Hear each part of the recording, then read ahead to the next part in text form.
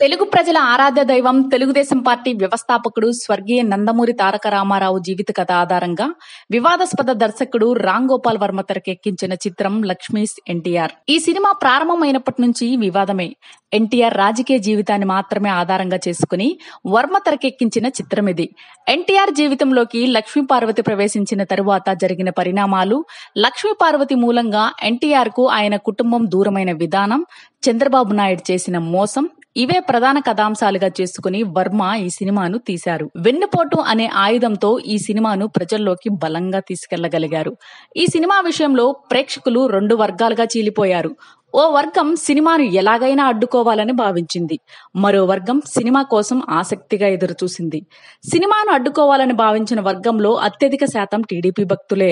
ఎన్నో వివాదాల మధ్య ఈ సినిమా సెన్సార్ సర్టిఫికేట్ తెచ్చుకుంది.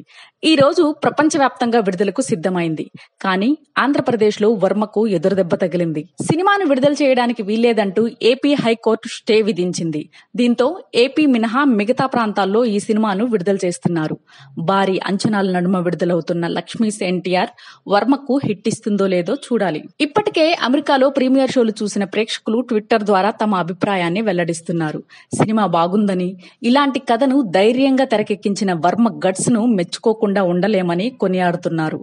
ఎన్టీఆర్ లక్ష్మీ పార్వతి మధ్య జరిగిన ఓల్డేజ్ లవ్ స్టోరీని నేటి తరానికి నచ్చేలా అద్భుతంగా తీశారట. లక్ష్మీ పార్వతి, ఎన్టీఆర్ కలిసి ఉండే సన్నివేశాల్లో కళ్యాణి మాలిక్ అందించిన నేపథ్య సంగీతం అద్భుతమని అంటున్నారు. ఈ మధ్య కాలంలో ఈ స్థాయి బ్యాక్గ్రౌండ్ స్కోర్ ఏ సినిమాలో వినలేదట. లక్ష్మీ పార్వతి పాత్రలో Yagna Shetty career best performance ఇచ్చిందని కొనియాడుతున్నారు. ఇక ఎన్టీఆర్ పాత్రలో పి విజయ్ కుమార్ చక్కగా కుదిరారని కూడా ప్రశంసిస్తున్నారు. అయితే ఫస్ట్ హాఫ్ లో లక్ష్మీ పార్వతి డబ్బా బాగా ఎక్కువైందనే వాదన కూడా వినబడుతోంది.